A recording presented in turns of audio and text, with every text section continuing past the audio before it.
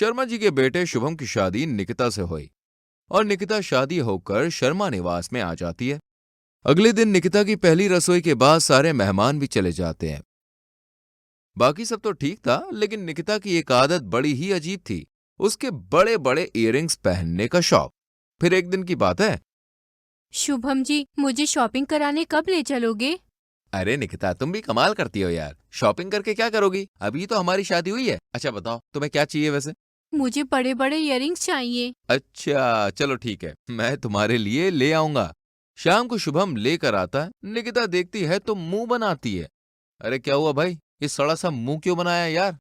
अरे मुझे बड़े झुमके पसंद है, तुम बड़े का मतलब नहीं समझते हो। रुकिए। और वो किचन में जाकर दो बड़े बड़े बैगन को कानों में पहन कर आती है। तभी सास उसे देख लेती है। अरे अरे बहू रानी, ये तूने क्या किया? अभी कान में बहुत दर्द हो जाएगा तुझे। नहीं मम्मी जी, मैं बचपन से ही बड़े बड़े झुमके पहनती हूँ। तभी ससुर जी भी वहां पे आ जाते हैं। अरे भगवान, मेरे घर में क्या वैसे ही पागलों की कमी थी जो प्रभु तूने एक और नया नमूना मेरे घर पे भेज दिया। हाँ हाँ, हम लोग नमूने हैं और आप तो बिल गेट्स है ना, बहुत बड़े नामचीन बिजनेसमैन। हाँ बढ़िया, मैं हूँ बिल गेट्स। तू बता क्या करती है खाना बनाने के अलावा? अब आए दिन निकिता कानों में बड़े बड़े झुमके पहनकर घूमती थी। अगर उसे झुमके ना भी मिले और उसके बदले कुछ भी मिल जाए तो वो उनके झुमके बना लेती थी। अब जब भी वो घर से बाहर निकलती तो सब उसका मजाक उड़ाते थे। फिर एक दिन की बात है, एक दिन पत्थरों के झुमके बनाकर वो पहन के जा रही थी। तभी उसे देखकर पड़ोसन कहती है। हाँ यार देख, ये निकिता ना मुझे बिल्कुल मेंटल लगती है। हाँ सही कहा, बिना सर पैर के किसी भी चीज का झुमका बना लेती है। तभी निकिता अपने कान से दोनों पत्थर निकालकर दोनों पड़ोसनों को मारती है और दोनों को लग जाती है। अरे लड़की, तू पागल है क्या? हाँ, अभी तुमने ही तो कहा था कि मैं मेंटल हूँ। और वो पागलों की तरह रोड पर ही डांस करने लगती है। याहू, कोई मुझे जंगली कहे, कहने तो जी कहता रहे। याहू।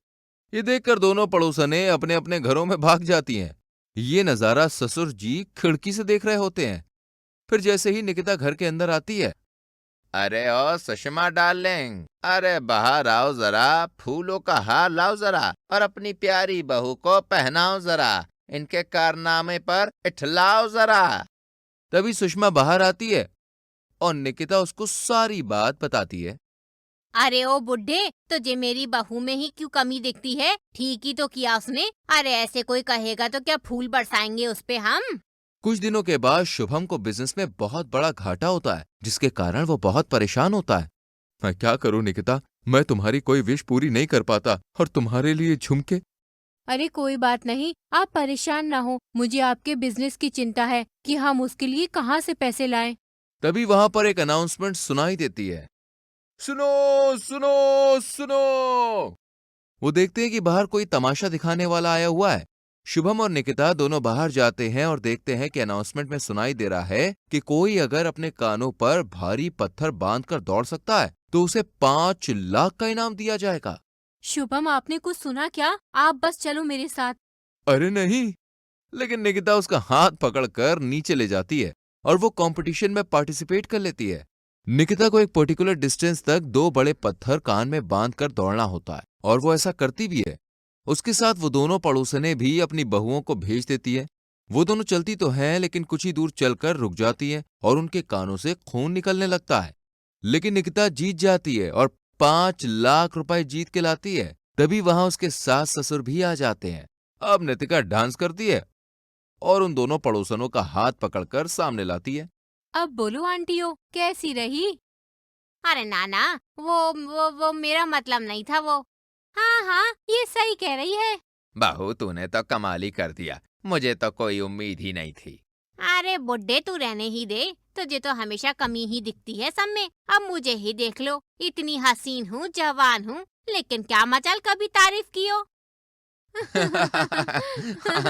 निकिता वो पैसे शुभम को बिजनेस के लिए दे देती है और जल्द ही उनके घर में खुशियां आ जाती हैं।